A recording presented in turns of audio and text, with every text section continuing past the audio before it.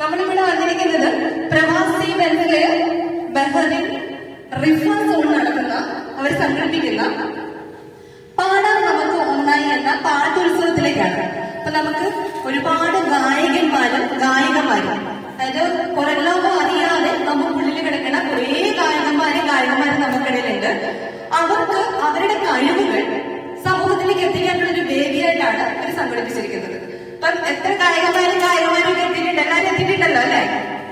നമുക്ക് പാട്ടൊക്കെ കേട്ട് ഉഷാറാകാം.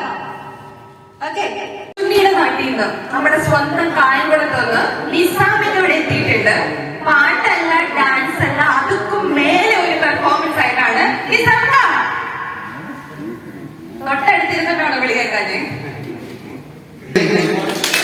അപ്പൊ മിമിക്രിയിൽ ആദ്യമായിട്ട് ഞാൻ ഈ വേദിയിലേക്ക് നമ്മുടെ മൺമറന്നു പോയ കേരളത്തിന്റെ ആരാധ്യനായിട്ടുള്ള മുൻ പ്രതിപക്ഷ നേതാവും മുൻ മുഖ്യമന്ത്രിയും ഒക്കെ ആയിരുന്നു ഇന്ന് നമ്മളെ കണ്ണീർ കടലിലാക്കി കടന്നുപോയ ഏറെ പ്രിയങ്കരനായ ശ്രീ ഉമ്മൻചാണ്ടി സാർ, യശസ്വരനായ ഉമ്മൻചാണ്ടി സാർ. അദ്ദേഹത്തിന്റെ 3 വ്യത്യസ്തമായ സംഭാഷണ ശകലം ഇവിടെ അവതരിപ്പിക്കുകയാണ്. അദ്ദേഹത്തിന് 3 വ്യത്യസ്തമായ സംഭാഷണ ശകലം ജീവിച്ചിരുന്നപ്പോൾ ഒരു സമയം അദ്ദേഹത്തിന് മുമ്പിലും ചെയ്യാൻ കഴിഞ്ഞിട്ടുണ്ട് എന്നൊരു സന്തോഷം കൂടി അറിയിക്കുന്നു. അപ്പോൾ ആദ്യമായിട്ട് ഉമ്മൻചാണ്ടി സാർ ഇവിടെയാണ് നമ്മുടെ ബഹ്റൈനിലെ പ്രവാസി വെൽഫെയർ ബഹ്റൈൻ റിഫ സോണിന്റെ പാട്ട് ഉത്സവം വളരെ നോക്കുന്നതായി അതിനാവുന്നെങ്കിൽ അദ്ദേഹത്തിനായിട്ടും സംസാരിക്കുന്ന നോക്കാം. എല്ലാവർക്കും നമസ്കാരം.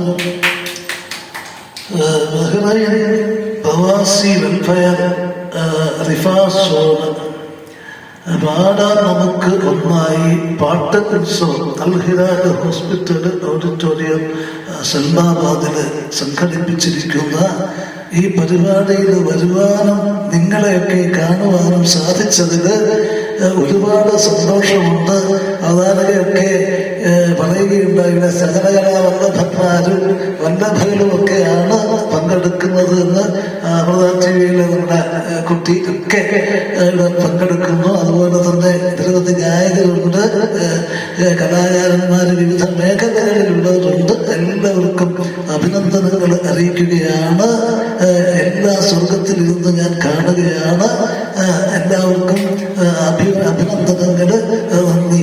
നമ്മുടെ മലയാളത്തിലെ ആദ്യമായി മിമിക്രി എന്ന കലയിലൂടെ കടന്നു വന്നിട്ട് ഹാസ്യതാരമായി വളരെ ഹൃദയഹാരിയായ മികച്ചൊരു കഥാപാത്രം സലീം മുഹമ്മദ് സംവിധാനം ചെയ്ത ആദാമിന്റെ മകൻ അബു എന്ന സിനിമയിലൂടെ ഏറ്റവും മികച്ച നടനുള്ള ദേശീയ പുരസ്കാരം കരസ്ഥമാക്കിയ ശ്രീ സലീം കുമാർ. അദ്ദേഹത്തിന്റെ സിനിമയിലെ സംഭാഷണങ്ങളൊക്കെ നമ്മൾ കേട്ടിട്ടുണ്ട്. ലൈവായി അദ്ദേഹം സംസാരിക്കുമ്പോൾ പലതിനെ കുറിച്ച് വിമർശിക്കാറുണ്ട്, അങ്ങനെയൊക്കെ സംസാരിക്കാറുണ്ട്. അദ്ദേഹത്തിന്റെ ഒരു ലൈവ് സംഭാഷണത്തിലേക്ക്